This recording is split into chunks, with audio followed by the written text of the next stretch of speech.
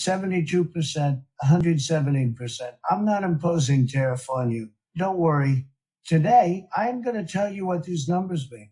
The purpose of creating this channel isn't to make this channel great. It's to make you great again.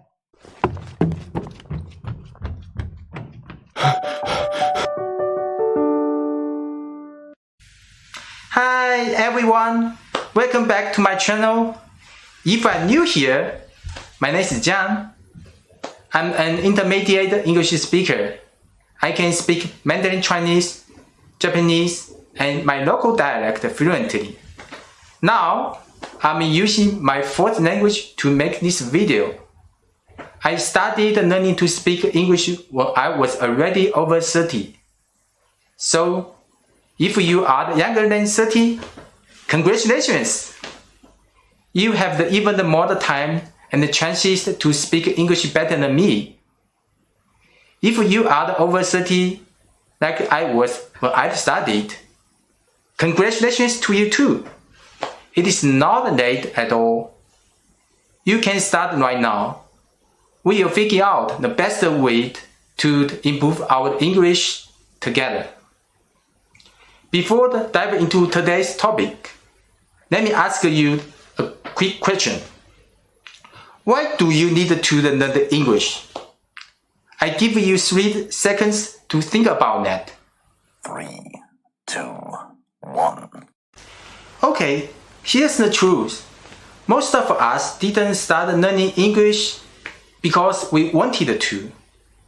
It's because English was a required subject at school.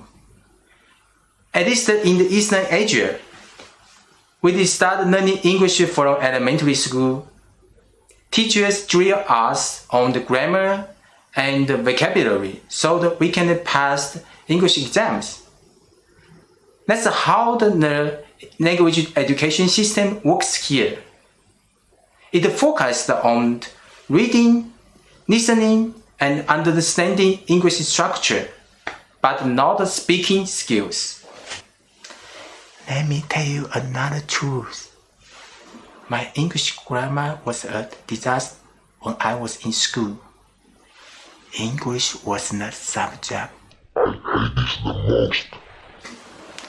Whenever it was time for English class, I saw it as a golden opportunity to take a nap.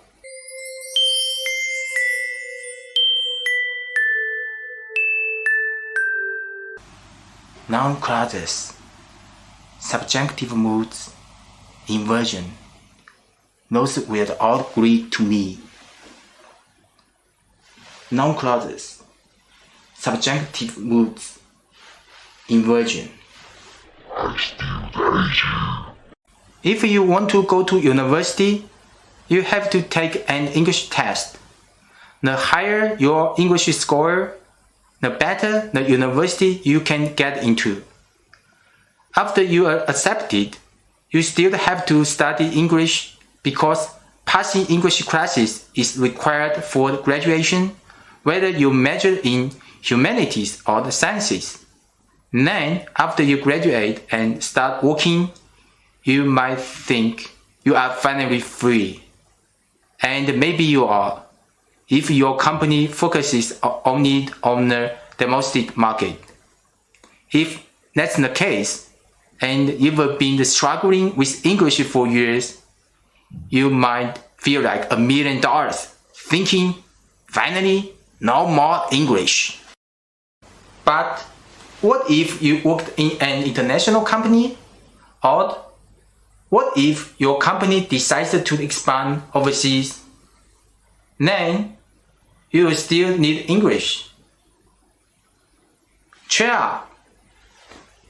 There are the huge benefits if you improve your English.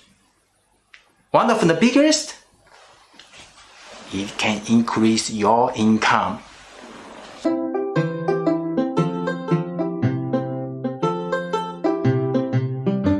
Well, let me show you some real numbers right now. Here's a report that shows the link between the English skills and the income in Japan in 2023. Let's focus on the data for females. For the women in their 50s, the national average annual income is about 3.22 million yen. But for the women who have the business English level, the annual income is around 7 million yen. That's a 220% difference. Maybe you are thinking that's just for the 50-year-olds. So let's look at the lifetime income difference.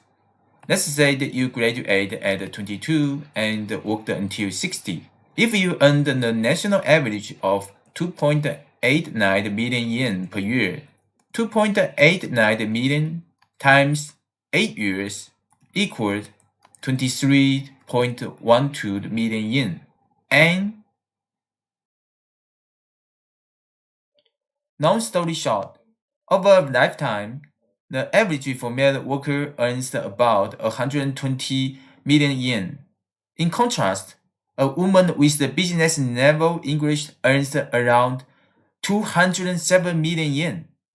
That's a difference of 87 million yen, or about 62,000 US dollars.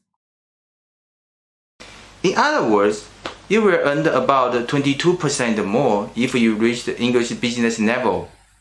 That's a huge difference, right? By the way, I posted the link to the full report in the description below if you want to check it out. You can also find the mail data there. Now, since I have been calculating numbers like crazy, I'm getting tired. I'm gonna call it a day. Bye bye.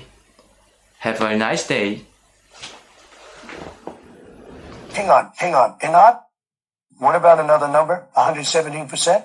That's the tariff that you imposed on China. That's 147.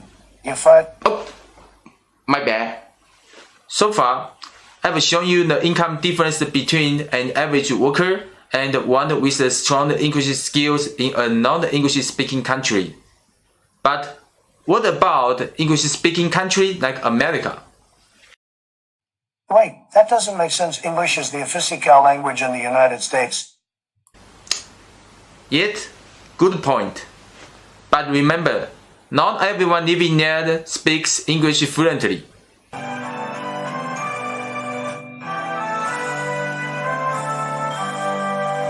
In 2022, 7.7 million people in America reported speaking English nowhere or not at all.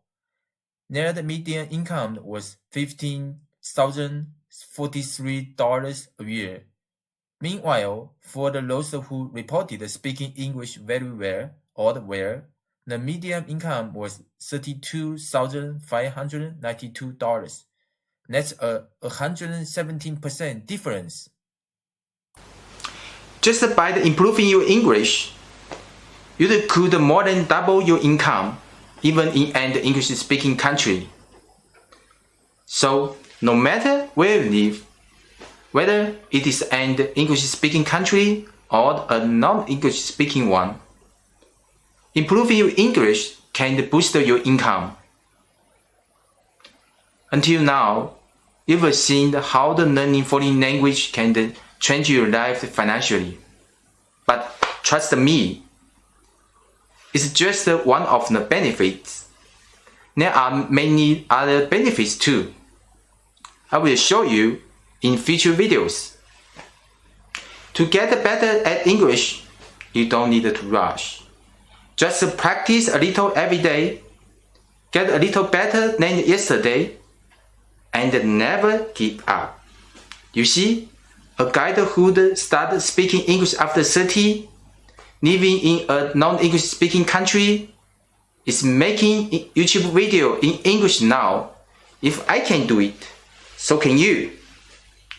Let's practice together, improve together, and support each other on this journey to better English.